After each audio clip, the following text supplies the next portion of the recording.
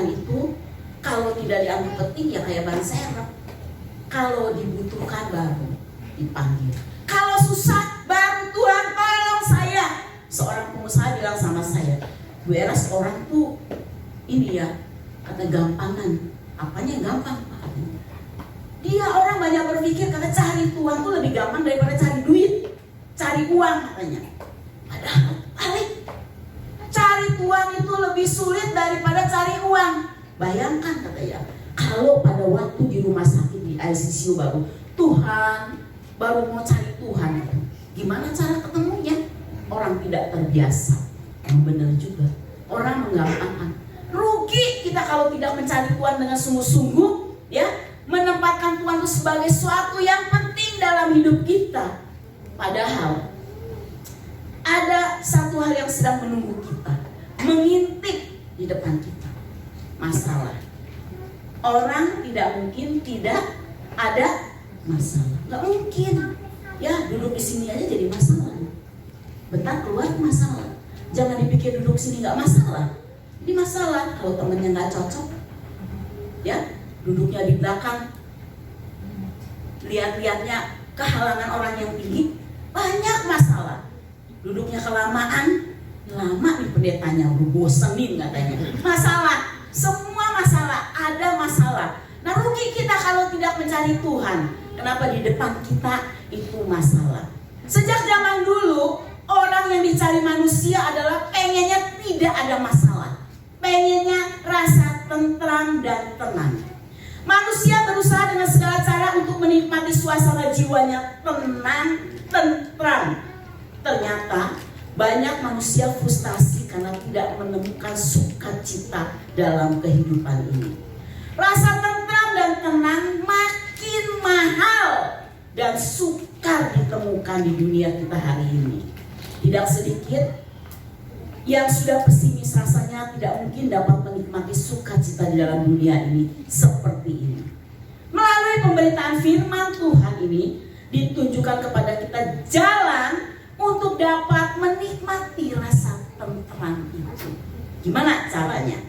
Ya, biasanya kalau orang sudah senang, orang sudah tenang, dia kalau bisa jangan berubah deh. Tiap hari begini aja, ya. Tiap hari begini aja. Padahal itu tidak stabil keadaan kita. Setiap saat bisa berubah. Setiap waktu bisa berubah. Ya. Nah, oleh sebab itu sangatlah celaka kalau orang tidak mencari Tuhan dengan sungguh-sungguh. Ada langkah-langkah yang harus kita lakukan bagaimana kita bisa hidup tenang, tentram di dalam dunia ini. Pertama, menerima kenyataan bahwa dunia hari ini tidak akan semakin baik. Sadar dulu, kita sudah siap. Kalau ada masalah, memang tidak semakin baik, tetapi semakin bergolak. Dengan mengerti kebenaran ini, kita tidak menjadi terkejut bila mana terjadi goncangan yang hebat dalam perjalanan hidup kita. Ini secara pribadi maupun secara makro dunia. Kita harus menerima bahwa keadaan dunia ini sangat labil. Artinya segala sesuatu bisa terjadi dalam hidup kita tidak terduga. Kita belum ada di surga, masih di dunia. Oleh sebab itu kita harus bersikap siap menghadapi segala keadaan yang bisa terjadi. Dalam hal ini kita harus tekankan bahwa kita tidak bisa berharap keadaan kita berubah. Selanjutnya kita belajar siap menghadapi keadaan yang terburuk sekalipun. Kita akan baca dalam Yohanes 14 ayat yang ke-27. Demikian firman Tuhan, damai sejahtera kutinggalkan bagimu, damai sejahtera kuberikan kepadamu, dan apa yang kuberikan tidak seperti yang diberikan dunia kepadamu. Janganlah gelisah dan gentar hatimu. 28. Kamu telah mendengar bahwa aku telah berkata kepadamu, aku pergi tetapi aku akan datang kembali kepadamu. Sekiranya kamu mengasihi aku, kamu tentu akan bersukacita karena aku pergi kepada Bapakku. Demikian firman Tuhan. Bapak Ibu yang kekasih dalam Tuhan, menerima, siap keadaan terburuk sekalipun. Hari ini orang ribut dengan virus, ya. Habis virus mau apa lagi?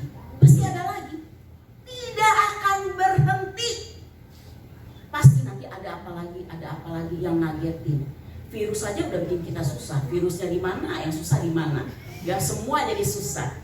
Saya 2 minggu lagi mau pergi ke Malaysia. Nah, orang bilang, batalin, jangan ke sana. Apalagi ada jemaat yang bilang, Pak Eras, itu virusnya di daerah itu loh, Pak. Waduh, di daerah itu katanya adanya virusnya. Saya pikir ini orang tahu-tahu aja di daerah itu. Batalin, Pak. Ya gak mungkin lah, saya pikir dibatalin. Nah, selebaran udah disebar kemana-mana.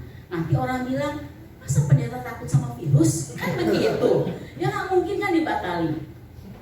Tapi saya pikir, kapan deh saya mau pergi pakai masker.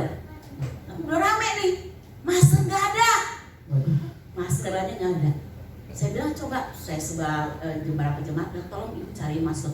Kata orang N20, N95 katanya yang bagus. N berapa ya? 95 katanya. N95 yang bagus ya. Udah cari deh.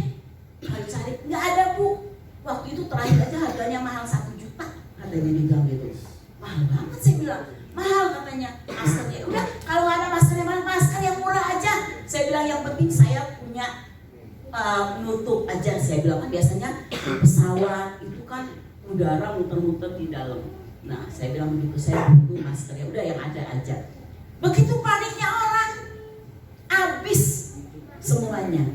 Bayangkan saja Bapak Ibu, ini dunia kita hari ini. Dunia yang tidak ketentuan, kadang-kadang bikin kejutan-kejutan pasti. Bapak Ibu yang kekasih dalam nama Tuhan, banyak peristiwa-peristiwa yang tidak kita duga. Makanya kalau kita tidak bersiap diri, itu jadi ketakutan, jadi kekhawatiran, bahkan jadi syok. Waktu tahun 90 berapa ya, 8 yang rusuh, seorang jemaat telepon saya. Itu telepon berdering semua. Semua yang bunyi itu, yang telepon ke tempat saya itu, semua jerit. Bu, tolong saya Bu, ini di depan mata saya Bu, toko saya dibongkar Bu. Semua ngejerit. Sementara saya juga bisa ngejerit di situ. Kan juga terkepung saya di sana. Setiap angkat telepon bunyi, saya angkat jeritan. Semua jeritan di situ. Ada yang sudah di depan matanya, ada yang sudah di depan tokonya lagi dibongkar-bongkar. Semua rata-rata ngejerit. Yang kaget semuanya. Bapak Ibu yang kekasih dalam nama Tuhan Yesus, ada seorang bapak setelah peristiwa itu datang kepada saya. Bu, saya ini aktif di pemuda, dari muda ikut Tuhan. Jujur, dagang, semuanya dia kumpul-kumpul uang, pengen punya uang dari nol dia hidup.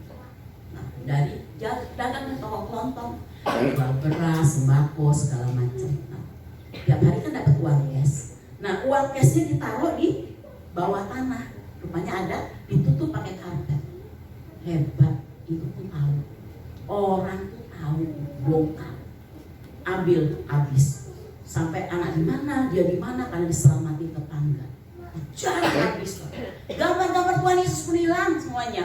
Karena pajangan di rumahnya hilang. Syok. Nggak siap kan? Dan menyesali. Kenapa? Susah saya cari duit. Puluhan tahun loh. Bukan setahun, 2 tahun, puluhan tahun. Selesai, kita doakan, Pak udah sabar. Yang penting Bapak selamat, tidak celaka, Tuhan bisa ganti. Saya bilang, ya Bu, tapi saya puluhan tahun Bu, ngumpulinnya nggak gampang. Pak percaya, Tuhan bisa ganti. Nah, udah tenang, teduh.